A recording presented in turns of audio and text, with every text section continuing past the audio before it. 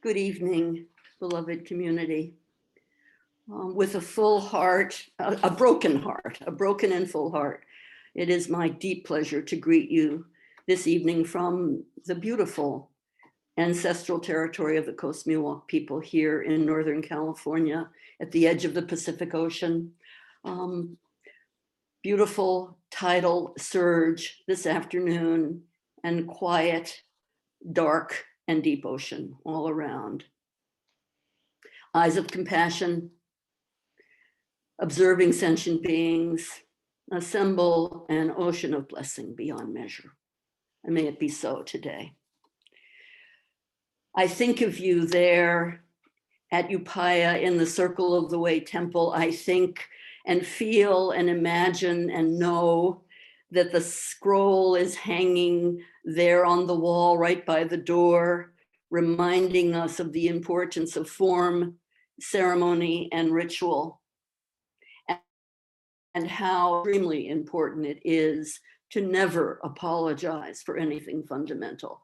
And I mean that we will go down tonight into the fundamental practice of elemental ceremony, establishing, the art, how did I say it? The art of forming a simple Zen altar. And I really had a little wrestling match with this title. I wanted to include art, form, ceremony, elements, and just plain the altar, because my life has been regularly, deeply, and consistently altered by altars. So it is a great pleasure when Monshin and Roshi Joan invited me to take this very topic. I felt like I had been cast into the briar patch and was very much at home there and deeply eager to speak to you. Elemental practice begins with gratitude. However, I have to say how grateful I am to be included with you tonight. How grateful, more than I can even begin to express, I am for having been part of the winter practice period, for being present with you, some of my oldest, deepest, truest Zen friends, Dharma friends, sisters in the practice, for the auspicious and deep passing of Zen teacher Thich Nhat Hanh, who died right toward the end of the practice period, crossing the great Milky Way to the ancestral field. How extraordinary a gift it was for me to be present with you, to mark this passing, to be sitting with Natalie and Valerie and Roshi Joan and each of you and the worldwide Sangha. So much deep practice life. Gratitude for that opportunity. In choosing to speak about elemental ceremony, right away, what came up for me is the importance of orienting yourself. So the four great elements always and everlastingly return to their own nature, to the known and unknown aspects of their own nature. Fire heats, water wets, earth is solid, water flows, air is open. I'm freelancing here a little bit, but elementally grounded in the importance of coming back again and again to what is most fundamental. I believe it was Goethe who said, never apologize for anything fundamental. And fundus, the fundus is the very bottom of our bottom upon which we sit and hold our place so that we can both hold and yield our place consistently. To be elemental means to be essential, to go to essence, to unwaveringly turn and become a fundamental constituent of the universe. And in ancient and medieval cosmologies, the four great elements were primary teaching ground. Think of our meal chant: earth, air, water, fire, and space combined to make this food. Numberless beings give their life and labor that we may eat. May we be nourished. May we nourish life. So again and again, going to the four great elements and orienting ourselves in many different traditions, north, east, west, south, have different elemental constituents. But I like to think that every time we go for the muse of the world, north, east, west, south, we're turning toward the four great directions and aligning in a practice that I've been following for years, North is the ancestral realm grounded in the earth. East is the rising light of the full dawn of day and possibility, new breath and air, the air element. West is the realm of water and deep feeling, Jizo's realm, sorrow and delight mix. May all beings be refreshed and deepened by water, the home of the ancestors too. And then south, the burning, fiery realm of Samantabhadra Bodhisattva, shining practice again and again. So elemental practice is essential. And on an altar, on any altar that we ever look at and turn toward, the four great elements are there, present and fully available for us to see.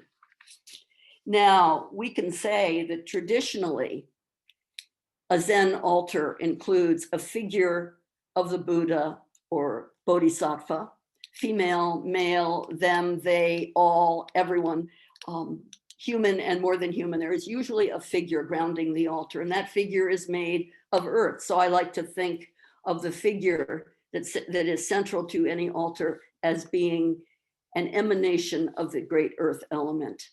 And then to the flanking the figures, a bowl of clean water and also in a bowl for incense and for soil, which reminds me, I have a stick of incense that I'm going to have to, when I take a breath in a moment and let you contemplate what I've been talking about, I will light this incense, which was a gift from Thich Nhat Hanh's temple we received this winter. So incense is present, and then the gift of flowers, flowers representing both space and air, communication. I remember years ago, Katagiri Roshi chastising me when we were at Hokyoji training early in my Zen years. Katagiri Roshi said, don't treat the flowers like an ornament. The flowers are an offering, and their full life force should be realized on an altar.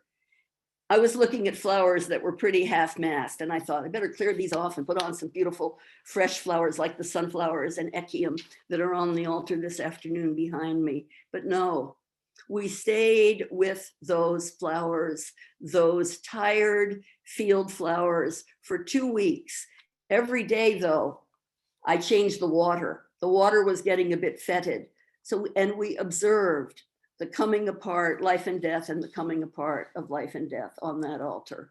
So a good altar always has these elements, but not always in the way we might expect. So allow me to time travel with you. When I first began practicing in the early 1970s, 1971 in Jerusalem, Israel, occupied territory, beautiful land, deep in the mountains of Jerusalem. We had a small meditation hall right on the crest of the mountain, excuse me, I was slipping into Hebrew, Har Zaitim in Hebrew, or the Mount of Olives.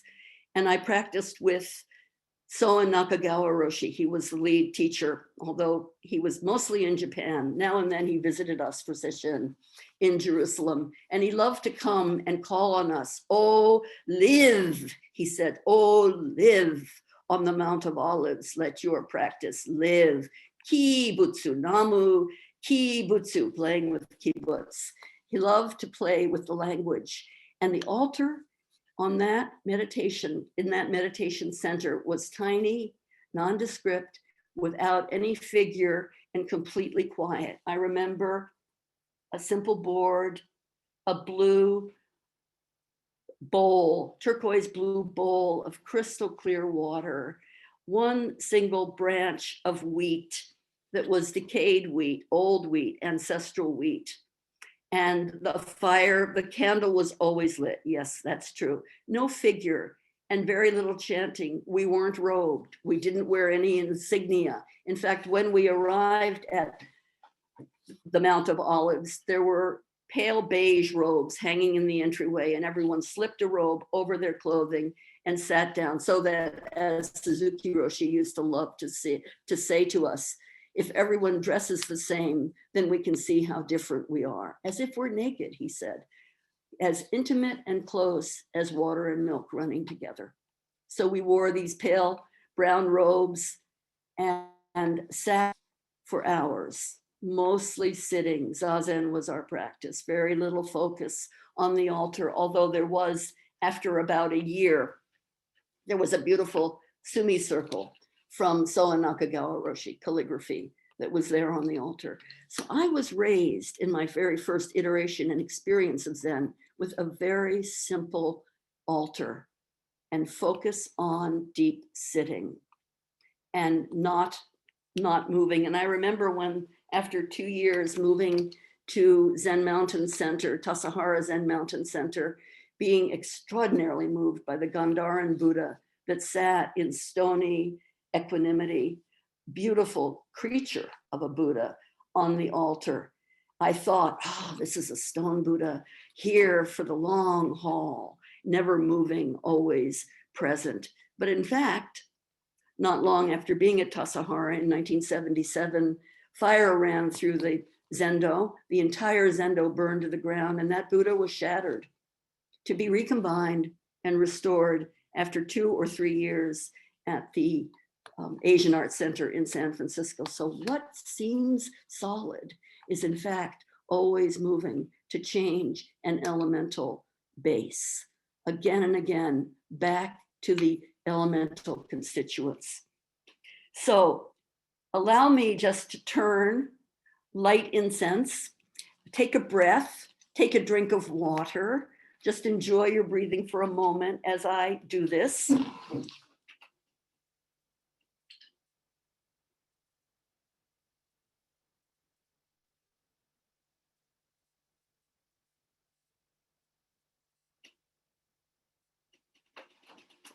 I offer this incense throughout space and time.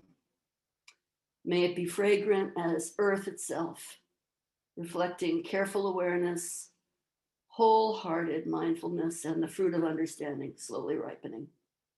May we be companions of Buddhas and Bodhisattvas, wake up from forgetfulness, realize our true home.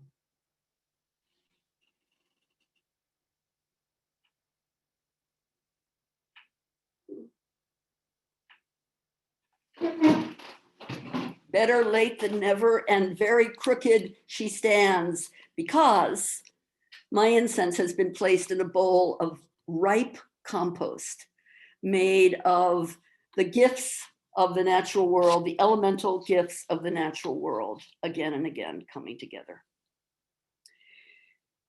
So I want to just drop down a little bit and hold up this book. It is a favorite book of mine, trained in anthropology as a young woman, The Rites of Passage by Arnold van Gennep. And I know it's a favorite of Roshi Jones because I remember being at Upaya a number of years ago and meeting the chaplains in the Zendo.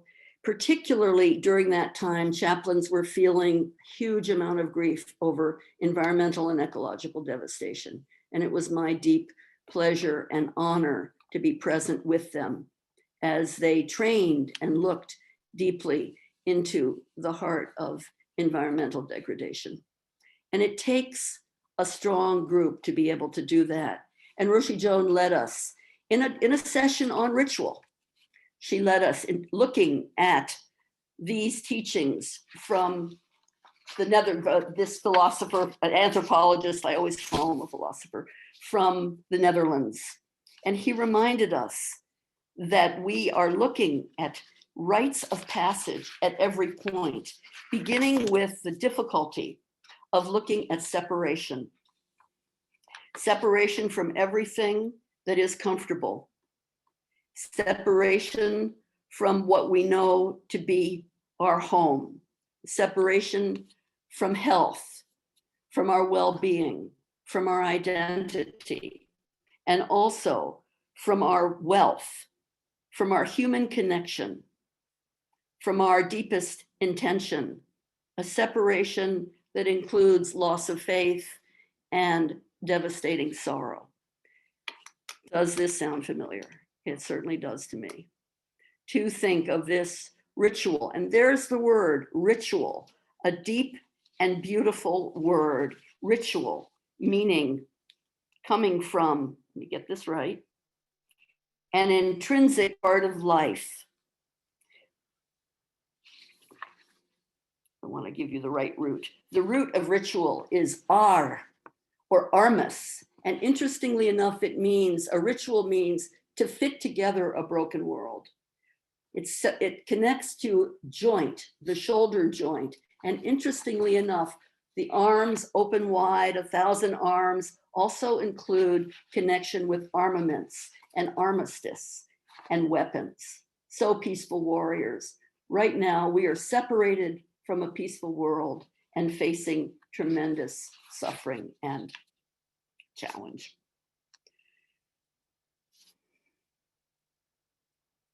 And yet ritual, even in separation, is an intrinsic part of our life. So can we make a commitment to turn toward the separation that is so dominant in our lives right now? Separation from anything that is meaningful. And remember that even separated, we are an intrinsic part of life. Bees, wolves, insects, the great gray whale that's beached on the small beach right now at the edge of the Pacific Ocean, down in Lower Muir Beach. Mitochondria, the footsteps uncovered in the White Sands Monument of New Mexico a few days ago, 23,000-year-old footsteps reminding us that we are both separated and also alive and willing to be present in this separation. No separation between the self and 10,000 things, especially when we look deeply again into the word and see that it includes art, artisan, skill, craft, a row of threads, one of the roots of ritual, a row of threads in a loom. Ordiri means to weave and to be unraveled. So beginning with separation, we go forward, moving into, I've got so many notes here, it's pathetic, into willingness to stand on the threshold. How am I doing, Kigaku? I'm not rattling my papers, right? I always get, because I'm old fashioned. I'm coming at you with Sounds good, Wendy. Okay. Thank you. Give me a little groan if I rattle my papers. Okay. Because threshold awareness is radical work. The Great Way has no gate. There are 1,000 different paths. Once you pass the barrier, you walk the universe alone.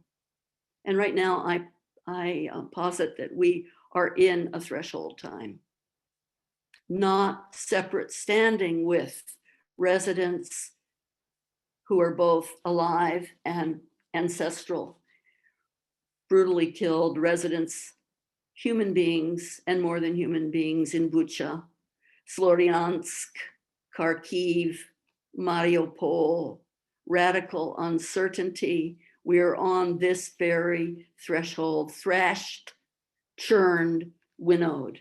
The threshing floor is the place where the grain of truth, the granular truth, is beaten out of the crops. Separated. Yes, we're separated and thrashed and threshed right now as we stand at the gateless gate. This is a process of incredible discernment and courage to have this ritual, this connection of not turning away from what is so difficult, and to let our presence together hold us in the sorrow that we're feeling. I remember years ago at San Francisco Zen Center, poet Robert Bly came and he said to us, "Oh, this is an old community. You have a stomach for grief." Why? Because we didn't want to take a break. We stayed with him. We sustained the gaze. We kept working. And he said, in the old times, it was rare but necessary to go down into real grief every day, to let grief thrash you clean, break you open, so that you could see the kernel of what your practice and life was. What is sorrow for? a storehouse of barley, corn, rye, and tears.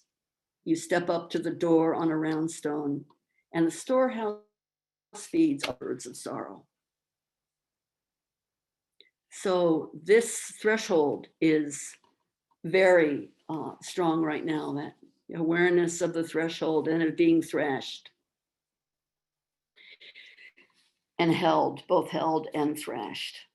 And then the Bodhi Van Gennep reminds us there is always the possibility, not turning away from the thrashing, there is the possibility of integrating, not making sense, because Zen is not a puzzle. This from Nyogen Senzaki Roshi. Zen is not a puzzle. Zen and our practice and our life and ritual is not solved by wit. Spiritual food is our practice. Spiritual food to be shared by those who want to learn what life is, what the real taste is. And let yourself turn toward this path of integration, not repaired from breakdown, but willing to grieve together, which is, I think, very much where we find ourselves today. Willing to explore the inner life and to see the continuity of our life and all forms of life together in a ritualized way, in a formal way, in a formless way, in a celebratory way, in an elemental way. From the actress and writer Heather Christian, who is the founder of Theater in Quarantine, she says, let yourself get unused in this time of separation from the known world. Let yourself get unused to how it was. The night will wipe your memory if you let it. We will not be going back. We're not separated so that we can go back. Again, listen to the poet, the actress, listen to art. Life is short, art is long, long, long. Let yourself get unused to how it was. The night will wipe your memory if you let it. We will not be going back. So, patch-robed monks and monkesses, cloud and water wanderers, willing to live and die together, we have been separated, churned, discerned, winnowed, threshed, separated from our comfort to live in you. And how will we go forward? What kind of altar to emptiness will you form? Because every altar that's ever formed, however simple, is not a worship, not a place of worship. It is a form of zazen, a form of deep meditation, to really form, celebrate, and create an altar, and be created by the unknown elements that are so primordial in a good, strong, ever-moving altar. So let me talk a little bit about that which is behind me. Thinking about wanting to meet you, closing my eyes last night after a long day, a day that was spent right near the ocean, gathering materials. I had a perception, this is a brand fresh altar, came up last night from sitting and from turning again to the guidelines for meditation, beginning by settling into the posture of just sitting in the dark with the door open, listening to the distant rumble of the ocean and the creak and croak of frogs and my own sorrow, settling into the posture in the dark. The elements were there, how to put them together. I remembered in sitting, and particularly in the second point of trying with all my heart to cultivate an unselfish motivation. What is my deepest intention? What is elemental to me? What will this altar be? And my husband had brought me a fresh bouquet of sunflowers from the good earth. Sunflowers from growers that are a little hotter than we are. A handful of sunflowers. And I had mixed them right away, mixed them with good deep water and the flowers were first. Flowers are always first. So deep water, blue and gold flowers. Underneath, blue corn from Upaya, corn for food for a hungry world. Not a symbol, not a metaphor, but a relative in relationship. Blue corn dripping down into the gold sunflowers for life. Oh, sunflower, weary of time. And yet telling time again and again. And I thought and remembered Mayumi Oda. I remembered during the disaster at Fukushima, a time very difficult, somewhat similar, time of true separation, conflict, and threshold time, and also integration. I remember Mayumi giving me a beautiful print of Kuan Yin with the ocean at her back. And we set up an altar and activists gathered. We went into a different room. I smelled smoke. I went into the altar, and lo and behold, the tanka had burned. The bottom part, her solidity had burned away. Mayumi said, I think it's better. Let's keep it. So I thought of her last night and drew her out of her resting place so she could come and be present. I'll put her back.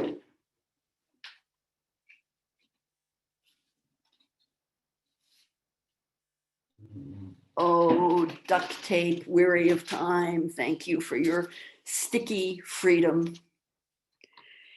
And then I remembered, oh my heavens, it is soon to be Hanamatsuri in Japan.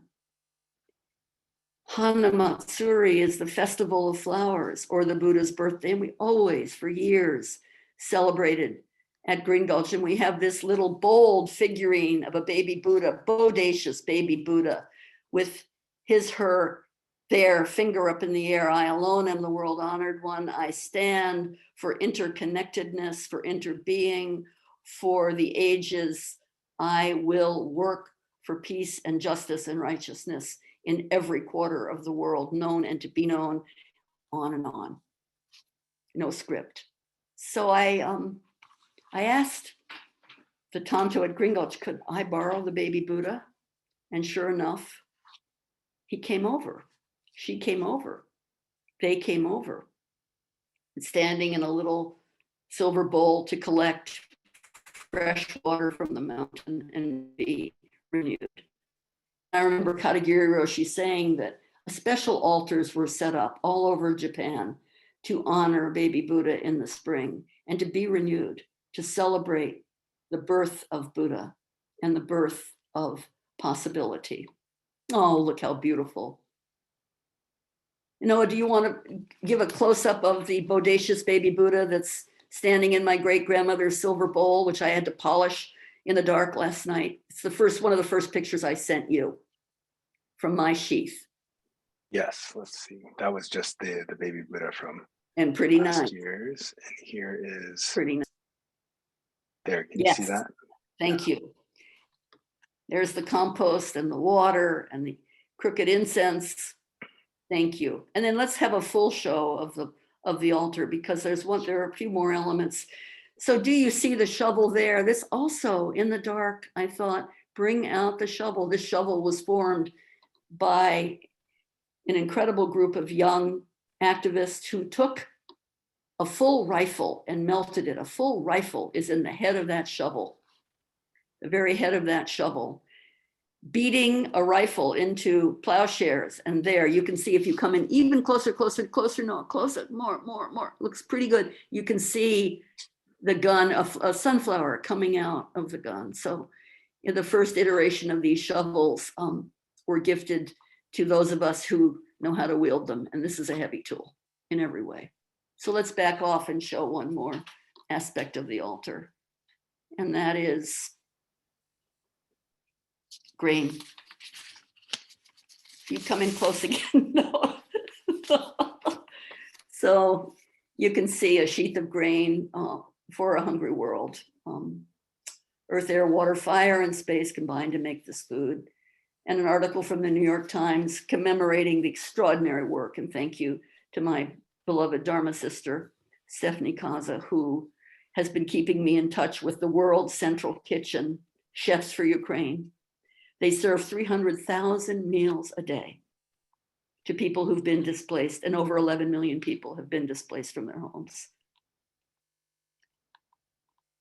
So over 5 weeks, 7 million meals have been served in train stations, in shelters, in roadway stopping places, in passport checkpoints, and also in 7 countries. So gratitude to the work of World Central Kitchen, feeding a hungry world in this time.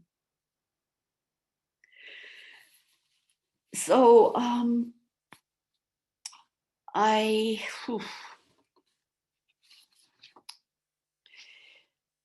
let me, we have a few minutes. I want to say a little bit more about practicing with an altar. Raising an altar, you can see this is an altar that will be taken down after Buddha's birthday, after meeting with you all on Friday. Those in the practice period will have a session together. And then very deliberately, the altar will be taken down and left quiet, and we'll see what comes next. This is a revolving altar, an altar that's always changing. Sometimes it's just quiet. It's not a show. We're not going back to show. It doesn't symbolize anything except deep intention and commitment to be undone, to be recombined, to be refreshed, and to be absolutely as close as I can be to what is actually happening in my body, mind, heart, and mind, not only mind, but in the heart, mind of the more than human world and this time that we're living in. So I remember practicing with Thich Nhat Hanh in the early years at Plum Village, being startled to go into a meditation hall that had no big Buddha figure, just a beautiful, clear, transparent, blow up ball, a beach ball of the world in the center of everyone sitting.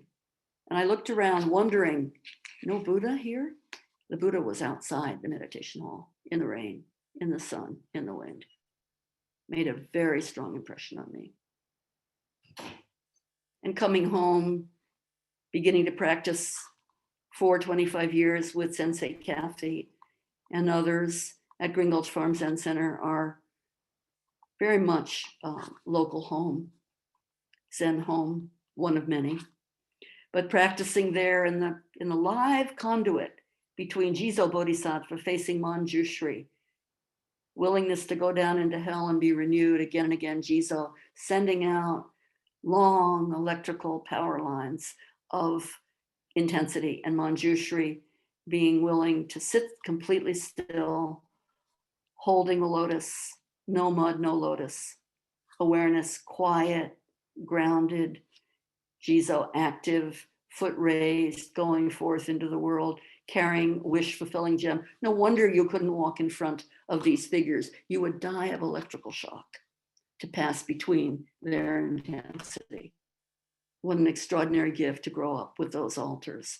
And then the Upaya altar, so deeply important. I noticed, listening to the Dharma talks, I noticed, I was very moved to see Thich Nhat Hanh's photograph still on the altar at Upaya, grateful for that gift, for the continuity, for the presence, for the welcoming and honoring of ancestral teachers, and the freedom and depth to keep growing and exploring new ways to practice. So let's look at some of the altars that I sent pictures to Noah of. Let's just look at them and then close in time. So here is Jizo Bodhisattva in the form of a young woman, Jizo, holding a baby. This figure created by physician and Zen teacher Jan Chosen Bays, created especially to honor women that she was treating for rape and incest violation, sexual violation, helping them move on in their lives. She created this figure, and we put it in the center of our wonderful hoop house. Let's see the next picture following this one. So you get a close-up of Jizo Bodhisattva with the baby. Oh, there's another picture of Jizo with a full harvest of pumpkins around her. But now we'll come back to it. Thank you. Thank you, Kigaku Underworker. So in the beginning, the Zendo is quiet, excuse me, Zendo. What is the meditation hall? I'm getting worse and worse. The hoop house is quiet, lots and lots of seedlings, but this riot of wealth of food is available in the autumn, and we come and serve a hungry world from this extraordinary bounty. And they guard the quiet and the depth and the harvest, willing and ready to go down into hell and come forward with all beings, and undoing hell in the process. Let's keep going. We'll go to Upaya and the garden and the corn goddess. Thank you, beautiful. Corn. And this figure created from New Mexican soil, Tewa soil, by one of the earlier chaplains. She holds space in the garden and is celebrated. You can see a candle made of corn, light all around her, and the three sisters surrounding her in the Zen windmill garden, 11 years old this year at Upaya Zen Center. Gratitude for the bounty and the extraordinary harvest and the beautiful trowel, which I'm happy to say has been passed on to me and is well and strong and treasured. Oh, say, can you see? Let's go on. Let's go on to see. Beautiful. Oh, this is our greenhouse, and a Buddha that is worn and old, a gift from me from Zen teacher Yvonne Rand, receiving directions from the more than human world. Gardening at the Dragon's Gate, dragging at the garden gate. I think you should grow more food.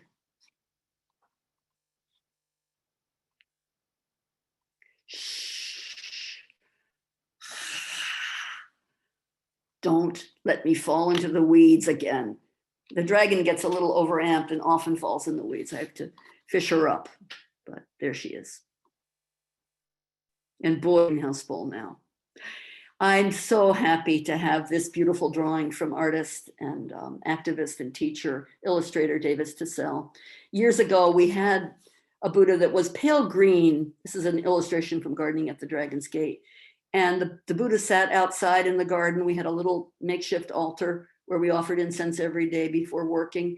And one of the irrigation sprinklers went awry and a shot of water hit the Buddha right in the face, blowing their head off. And so we took this Buddha figure into the meditation hall, also known as the greenhouse, and kept trying to glue the head back on. Davis did one drawing of the Buddha's head in their lap, but it didn't work. So here you can see a little bit of a wobbly head if we came in close, and apologies to the artist for the granular nature of the picture, but I love the headless Buddha. It's been a primary teacher for me. You can kind of see how that neck is barely tight. Well, the head would fall off regularly, reminding us, don't think so much. Think not thinking. Listen to the living world. Remember your practice. Be refreshed. And I think we have a few more pictures, and then we can stop and pass on. The crab apples. Yes, I'm so glad last we see one, number right? 84. I'm so glad we see this page 84 of the book. 84,000 Dharma gates. Can't we open more? And here, a beautiful altar, the farmer's altar. This is a winter squash that a rat ate out, And we found it in the field and slipped the Buddha in the pocket. Let me please recite the beautiful gatha that I heard at Upaya Zen Center. May the offerings made to this tiny earth temple go towards feeding the cycle of continuation into a time that is far beyond our own. May the offerings made to our tiny earth temple, to our home altars, to our elemental, ceremonial, ritual altars go towards feeding the cycle of continuation into a time that is far beyond our own. May it deeply be so. I've only nicked the surface. Apologies, dear ones. There's so much more to say about form and emptiness and form. And I just beg your forgiveness and look forward to connecting with you on Friday morning and going another level deeper. Thank you so much. And if I may, it looks like I have a moment more. I do want to read Roshi Norman Fisher's beautiful poetry adapted for Buddha's birthday.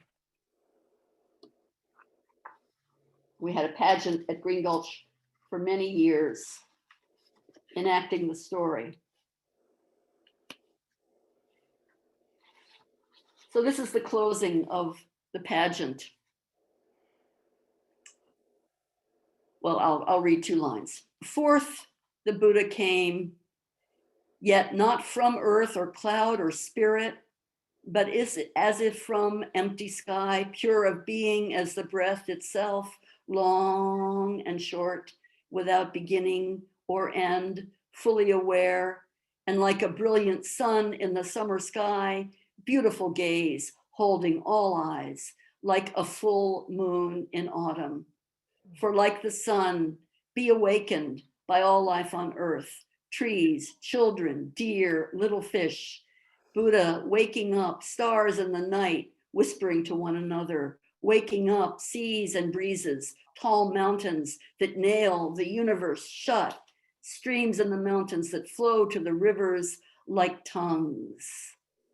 And the dragons, I'm skipping now, and the dragons of the earth and the air fly and blow air for him.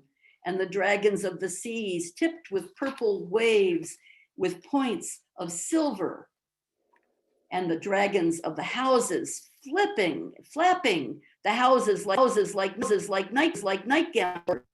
And animals stopped eating one another to take a look. And people stopped killing one another to take a look. And noxious creatures and ghosts stopped haunting one another to take a look. And they all looked and wept with unconsidered joy. For we will give up kingdoms to be a light, removing darkness from all beings. And we will be a host to carry beings up from the ocean of suffering, overspread with the foam of disease and the waves of old age and the flood of death. And the world will drink of the stream of the law and slake the ageless thirst born of affliction. And so in this world and in the world beyond, in time and space and out of time and space, the baby's steps and the song ended struggles that had no end, and all beings were permanently disordered with delight. May it be so. Thank you for tonight. Thank you for the truth of your practice and the embodied depth of your commitment, one and all in one. Great gratitude. Let's close.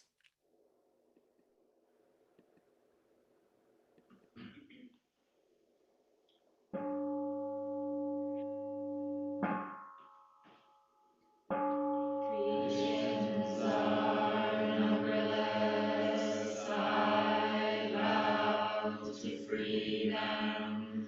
Delusions are inexhaustible. I vow to transform them.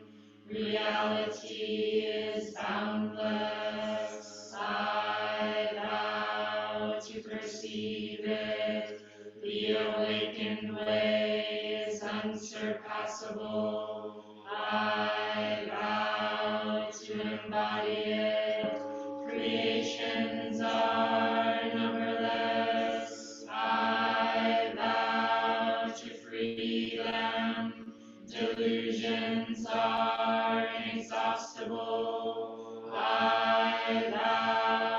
transform them. Reality is boundless. I vow to perceive it.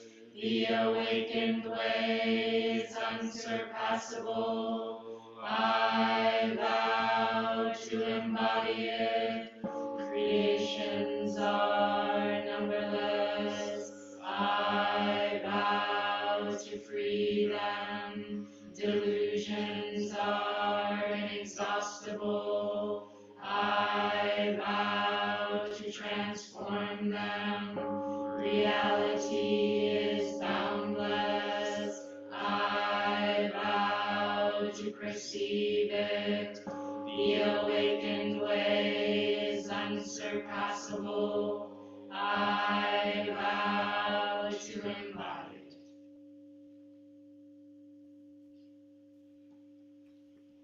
Wendy, thank you so much. Your talks are the most like ceremony, I think, and that I hear, and they arouse an inspiration. And thank you for talking about altars and showing so many fun ones. And I love the dragon. I feel like we should put one on our Manjushri next time you come. See if you can bring a dragon spawn. And Noah, I think we are doing a Buddha bathing ceremony on the 8th. Yes, yes. For anyone who doesn't, who's not part of the practice period but would like to participate, please join for free the practice period. And at the noon liturgy, so 12:40, or actually probably earlier, probably better come for the sit at 12. Between 12 and 1, we'll be doing our baby Buddha bathing ceremony on Friday. I'm so glad you got to hear part of Roshi Zoketsu's beautiful poem. We had tremendous amount of lively fun for many years enacting the story of the birth of the Buddha. Yeah, very wild. Did you ever get to be the Buddha? I did. I'll talk about that on Friday, if you ask me. I will. Okay. Lots of love. Thank you, Wendy. Thank you.